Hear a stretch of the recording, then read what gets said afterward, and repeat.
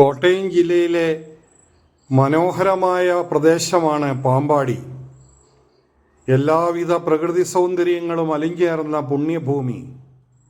ഭാരതത്തിലെ എന്നല്ല, കേരളത്തിലെ എന്നല്ല, മധ്യ തിരുവിതാംകൂറിലെ തന്നെ ആദ്യത്തെ ദാരുശില്പത്തിൽ പണിതീർക്കുന്ന അമ്പലം. ദേവി ഇവിടെ സ്വയംഭൂവാണ്. ദാരുശില്പത്തിലാണ് ദേവിയുടെ വിഗ്രഹം. സർവാഭരണഭൂഷിതയായി, സർവചൈതന്യധാരയായി, ആദിപരാശക്തിയായി, ഭഗവാന്റെ സാന്നിധ്യത്തോടുകൂടി സ്ഥിതി ചെയ്യുന്ന പരബ്രഹ്മസ്വരൂപിണിയായ ചെറുവള്ളിക്കാവിലമ്മ.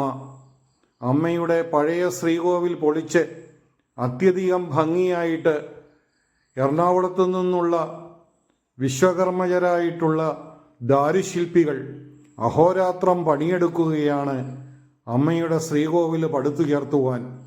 അവരുടെ കരവിരുതിൽ വിശ്വകർമാവിൻ്റെയും സകല ദേവതകളുടെയും ചിത്രങ്ങൾ ആലേഖനം ചെയ്യപ്പെട്ടിട്ടുണ്ട്. ഒരു വർഷക്കാലമായി ലക്ഷക്കണക്കിന് കോടിക്കണക്കിന് രൂപ മുതൽ മുടക്കി തടിയിൽ ദാരുശില്പങ്ങൾ കടഞ്ഞെടുക്കുകയാണ്.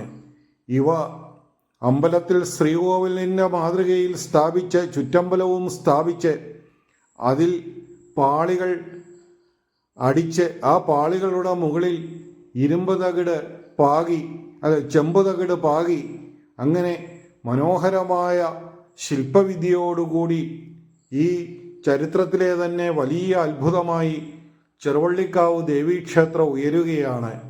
അമ്മയുടെ കുംഭപൂരത്തിന് പാമ്പാടി രാജൻ ഉൾപ്പെടെയുള്ള വലിയ ഗജവീരന്മാരാണ് ഇവിടെ അണിനിരക്കുന്നത്. ഒരു കരക്കാരുടെ മഹോത്സവമാണ് ചെറുവള്ളിക്കാവിലെ പൂരം. ദേവിക്ക് ചാന്താട്ടവും കടുംപായസവും മറ്റ് നിവേദ്യങ്ങളും എല്ലാം വളരെയധികം ഇഷ്ടമാണ്. സർവാഭരണഭൂഷിതയായി, ഇഷ്ടദായിനിയായി, വിളിപ്പുറത്ത അമ്മയായി, സർവ്വലോകങ്ങളുടെയും ദുഃഖ ശമിപ്പിക്കുന്നവളായി, ബാലന്മാർക്കും കുമാരിമാർക്കും ഇഷ്ടദൈവമായി അമ്മയങ്ങനെ ചെറുവള്ളിക്കാവിൽ നിറഞ്ഞു നിൽക്കുകയാണ്.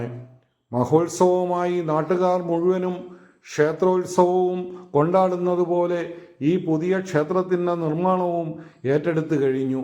ഇവിടെ യാതൊരു ലോഭവുമില്ല.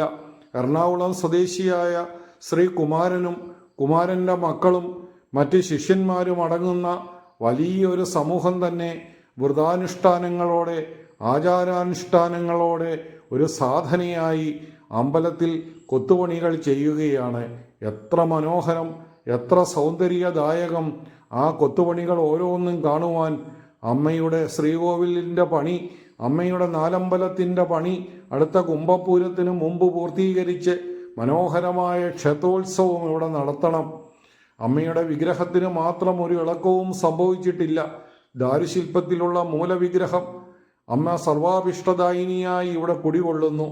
ശ്രീകുമാരൻ്റെ നേതൃത്വത്തിൽ ഇവിടെ പണികൾ പുരോഗമിക്കുകയാണ്. സന്തോഷദായകമാണ് ഓരോ നിമിഷവും.